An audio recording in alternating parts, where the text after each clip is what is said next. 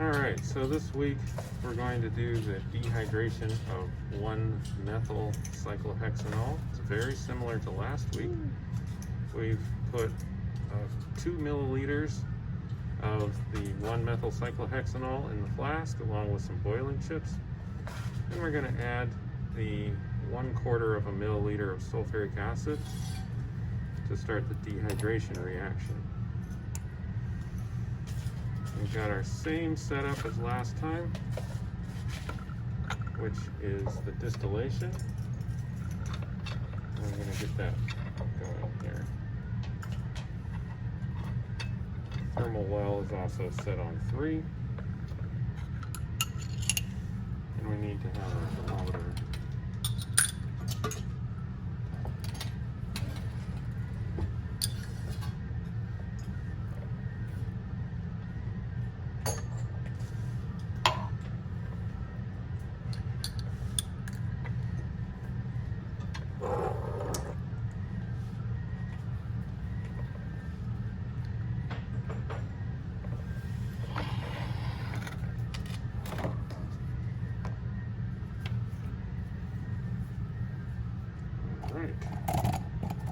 Next, we're just going to wait for a while for this to react and distill.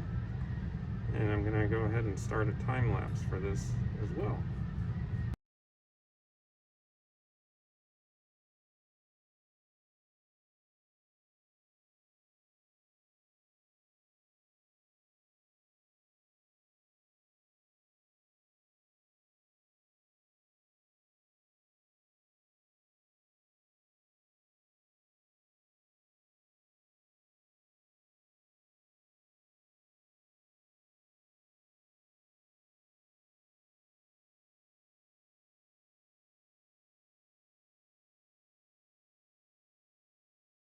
One hour later.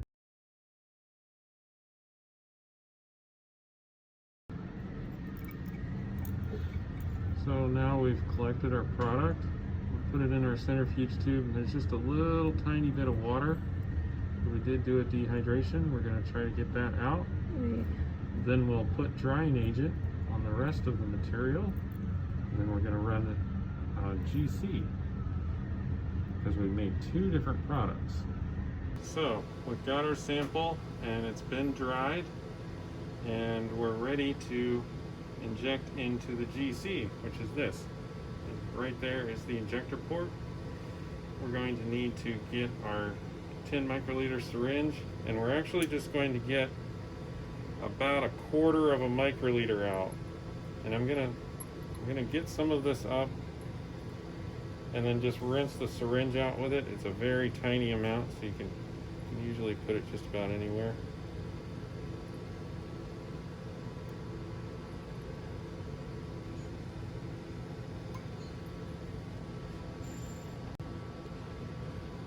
Alright, so I'm just going to pull up a very small amount of material into the syringe, and then we'll do an injection and right into the injector port. We'll just get it in right down into here, and then we're going to push the plunger and the syringe down at the same time.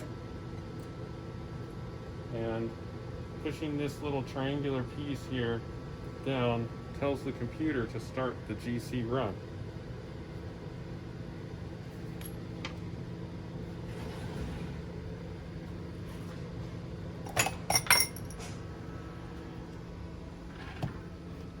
And now I can watch, and you can see here the GC trace, and you'll notice that the method is the dehydration of 1-methyl cyclohexanol. So we've already set up this method to work on this particular sample.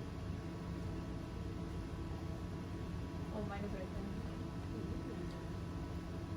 there. It doesn't take very long to do one of these runs, because GC is pretty fast.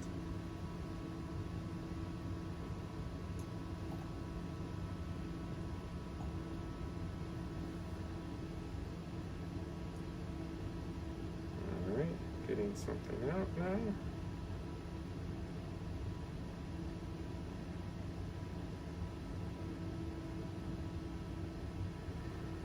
So now we've got our two compounds here.